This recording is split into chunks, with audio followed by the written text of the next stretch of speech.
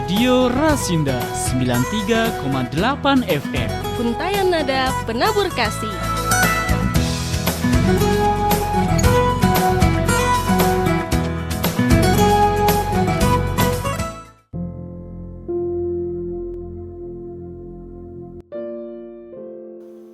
Para pendengar Radio Rasinda, Shalom. Kembali lagi dalam program Berita Sukacita bersama dengan saya, Pendeta Christian Haryanto dari GKJ Kismorejo. Mari kita awali renungan firman Tuhan Berita Sukacita pada saat ini dengan kita berdoa. Saya hantarkan. Ya Bapa yang penuh kasih, terima kasih Tuhan, kami mengucap syukur karena pada saat ini kami boleh bersama-sama mendengarkan firman-Mu. Kiranya Tuhan melalui berita sukacita yang akan kami sampaikan pada saat ini dapat menjadi kekuatan bagi iman kami. Terima kasih ya Bapa, haleluya, amin. Bapak, Ibu, dan Saudara dikasihi oleh Tuhan, firman Tuhan pada saat ini terambil dari kitab 1 Korintus pasal 7 ayat yang pertama sampai dengan ke-9. Demikian. Dan sekarang tentang hal-hal yang kamu tuliskan kepadaku adalah baik bagi laki-laki kalau ia tidak kawin. Tetapi mengingat bahaya percabulan, baiklah setiap laki-laki mempunyai istrinya sendiri dan setiap perempuan mempunyai suaminya sendiri. Hendaklah suami memenuhi kewajibannya terhadap istrinya, demikian pula istri terhadap suaminya. Istri tidak berkuasa atas tubuhnya sendiri, tetapi suaminya. Demikian pula suami tidak berkuasa atas tubuhnya sendiri, tetapi istrinya. Janganlah kamu saling menjauhi kecuali dengan persetujuan bersama untuk sementara waktu, supaya kamu mendapat kesempatan untuk berdoa. Sesudah itu, hendaklah kamu kembali hidup bersama-sama, supaya iblis jangan menggodai kamu, karena kamu tidak tahan bertara. Hal ini kukatakan kepadamu sebagai kelonggaran, bukan sebagai perintah. Namun demikian alangkah baiknya kalau semua orang seperti aku, tetapi setiap orang menerima dari Allah karunia-Nya yang khas, yang seorang karunia ini, yang lain karunia itu. Tetapi kepada orang-orang yang tidak kawin dan kepada janda-janda, aku anjurkan supaya baiklah mereka tinggal dalam keadaan seperti aku. Tetapi kalau mereka tidak dapat menguasai diri, baiklah mereka kawin. Sebab lebih baik kawin daripada hangus karena hawa nafsu.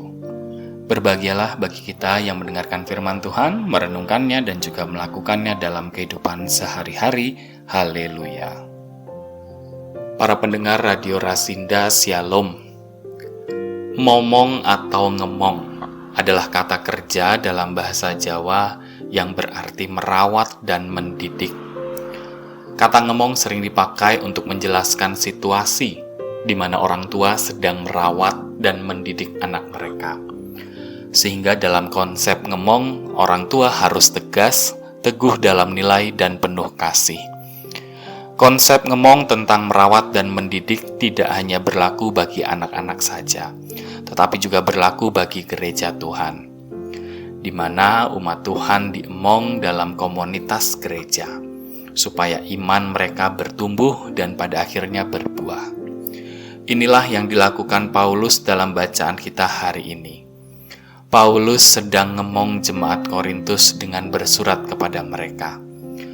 Paulus mengirimkan surat kepada jemaat Korintus didasari suatu keadaan atau kondisi yang dirasa perlu untuk segera ditanggapi melalui surat.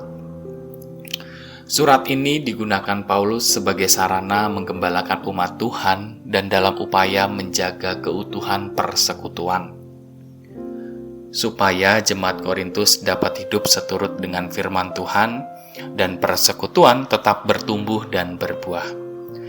Adapun hal yang mendasari Paulus mengirim surat kepada jemaat di Korintus antara lain, yang pertama, jemaat Korintus memiliki rasa percaya diri yang tinggi, sehingga mereka menjadi sosok yang superior atau lebih dari yang lain, terutama dalam hal hikmat. Oleh karena itu mereka menghalalkan segala sesuatu, bahkan juga mulai memutarbalikkan perkataan Paulus, terlebih mengenai hal berzina. Kedua jemaat Korintus memiliki pandangan yang keliru mengenai pernikahan dan mengenai arti tubuh. Karena pemahaman yang keliru tentang pernikahan dan mengenai arti tubuh, orang-orang di Korintus melakukan pembiaran pada perzinahan dan memandang rendah perkawinan. Ketiga, munculnya golongan asekisme yang merupakan kelompok yang menyuarakan untuk hidup membujang sebagai bentuk mengasihi Tuhan. Bagi mereka, hubungan seksual adalah sesuatu hal yang dianggap kurang baik. Namun di sisi lain, kelompok asekisme ini juga melakukan perzinahan, sehingga sekalipun mereka menyuarakan tentang menjaga kekudusan diri dengan membujang, mereka sendiri melanggar apa yang mereka katakan. Bapak, Ibu, dan Saudara dikasihi, jemaat Korintus mengalami kekacauan yang disebabkan oleh kesalahpahaman dan upaya menghalalkan banyak hal yang tidak sesuai dengan pengajaran Kristus. Disinilah Rasul Paulus hadir menjadi penengah dengan memperbaiki pandangan dan pemahaman mereka mengenai perkawinan dan seksualitas. Dalam pandangannya, Paulus tidak menentang sama sekali pandangan berkaitan dengan seksualitas, karena Paulus menyadari realitas manusia yang memiliki hawa nafsu. Kebutuhan seksual adalah sesuatu hal yang wajar. Melalui suratnya, Paulus juga memberi pemahaman kepada para golongan asekisme mengenai hidup membujang. Paulus tidak melarang setiap orang yang menunjukkan cinta kasihnya kepada Allah dengan cara menjaga kekudusan diri dengan membujang. Namun di saat yang bersamaan, Paulus juga mengingatkan bahwa jika memang tidak bisa menjalani kehidupan seperti Paulus atau selibat, maka mereka dianjurkan untuk menikah saja. Kehidupan seperti Paulus adalah kehidupan membujang seutuhnya dan tidak melakukan perzinahan. Tidak seperti yang selama ini dipraktikkan oleh para kaum asekisme. Wujud Paulus ngemong sangat tampak dalam surat tanggapan yang ia berikan kepada jemaat Korintus berkaitan dengan situasi yang terjadi. Paulus dengan tegas dan penuh kasih memberikan penjelasan kepada mereka mengenai seksualitas dan perkawinan, supaya jemaat di Korintus bisa kuat kembali di dalam iman dan kembali ke dalam jalan yang benar. Begitu pula kita dalam komunitas bergereja. Kita harus bisa saling ngemong, karena terkadang umat Tuhan dalam persekutuan dalam gereja juga masih perlu diemong, karena masih sering sekali salah di dalam perjalanan kehidupan. Tetapi hal ini tentunya bukan hanya menjadi tanggung jawab para pelayan saja, seperti majelis jemaat yang di dalamnya termasuk pendeta. Ngemong ini sudah menjadi tanggung jawab bersama, di mana umat Tuhan harus saling ngemong satu dengan yang lainnya, dengan cara saling mengingatkan, saling mengasihi, dan saling mendukung. Ketika setiap orang saling ngemong di dalam komunitas gereja, maka gereja itu akan tetap terus bertumbuh dan berkembang. Demikian firman Tuhan pada saat ini, kiranya Tuhan Yesus memberkati kita semuanya. Amin. Para pendengar Radio Rasinda, terkhususnya di dalam program Berita Sukacita, mari kita tutup renungan pada saat ini dengan kita satu dalam doa saya hantarkan.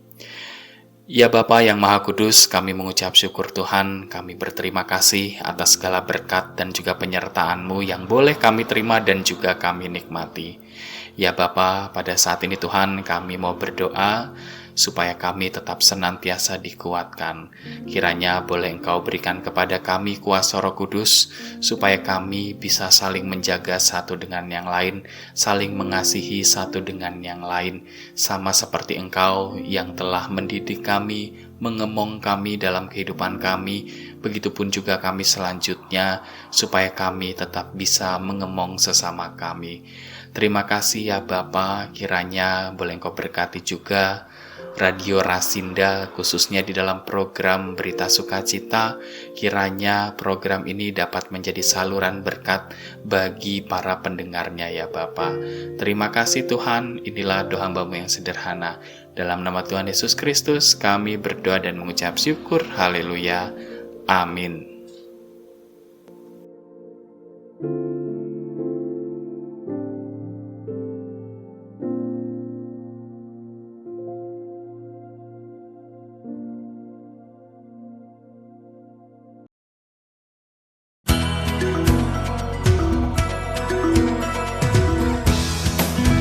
Radio Rasinda 93,8 FM. Untayan Nada Penabur Kasih.